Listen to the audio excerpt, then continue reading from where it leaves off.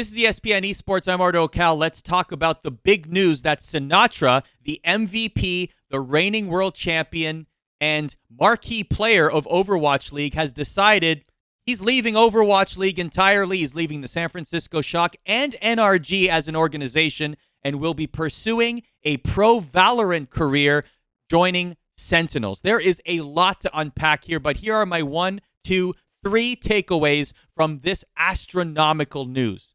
Number 1, huge blow for Overwatch League. Big black eye, right hand to the chin.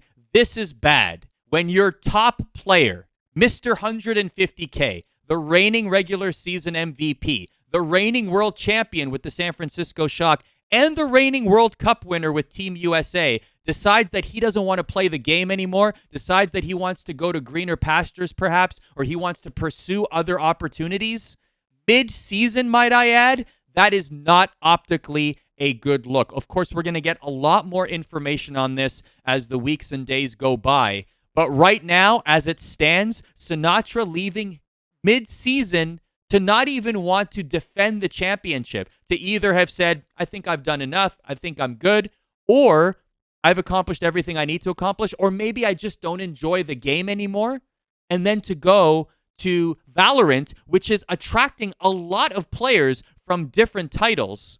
As we saw with our ESPN Esports VALORANT Invitational, a lot of those players from different titles are aspiring VALORANT pros.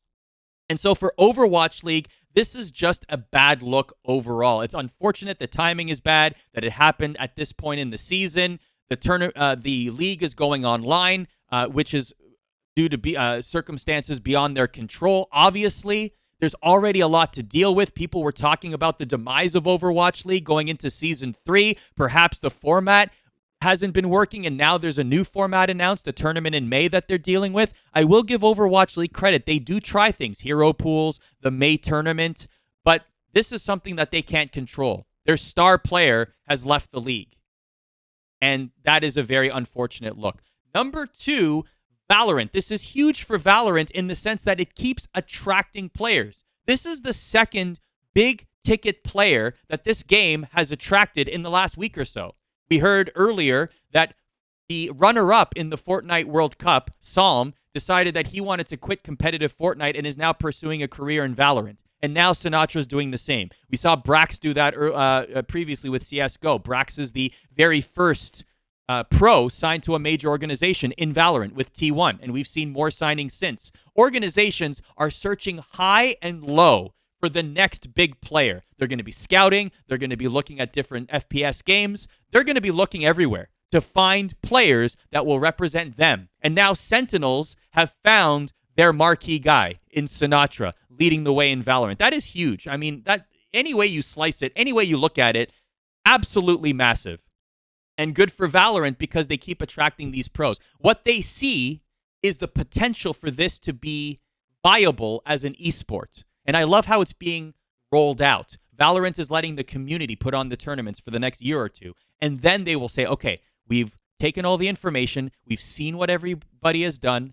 And now we're going to establish our esport, our ecosystem. And hey, with Riot's track record, not only in esports with League of Legends, how dominant that scene has been for the past decade, but also how popular that game has been in the past decade, both in North America, in Europe, and in Asia and China, you have to think that VALORANT has the potential and the opportunity to replicate that kind of success. We haven't really seen an FPS title reach those levels before, and we might see that here with VALORANT. VALORANT might be the first game that has global appeal, both casually and competitively.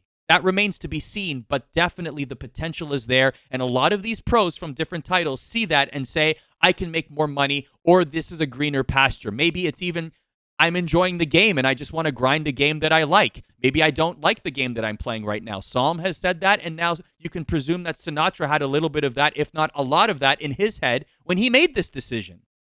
So we don't know exactly the details financially, but you can presume that for a decision like this to be made, Sinatraa had the ballpark had to be at least in the area of where he's comfortable making a switch like this. So the third thought that I had obviously has to deal with Sinatraa. Let's talk about those points again. Why did he leave Overwatch League now? What was it about this moment in time in the middle of a season that he decided, I don't like this anymore. Maybe it was stress. Maybe it was a lack of motivation. Maybe it was a need for a change right now. Who knows?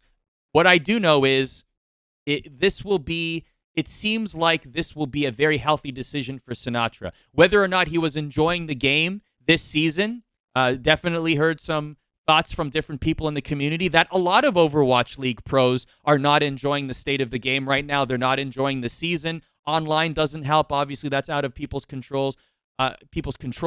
But there have been a lot of hiccups along the way, according to some people that I've talked to, including Overwatch League players and personnel.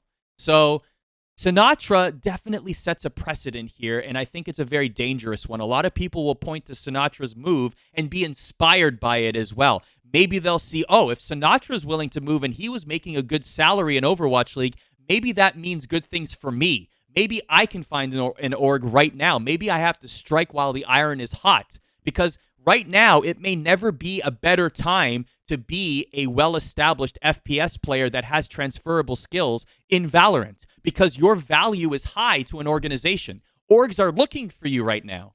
They want to sign you. There might be a bidding war for your services across multiple orgs. And if that's the case, that's when you get a favorable contract. That's when you get a dollar figure that you want and like.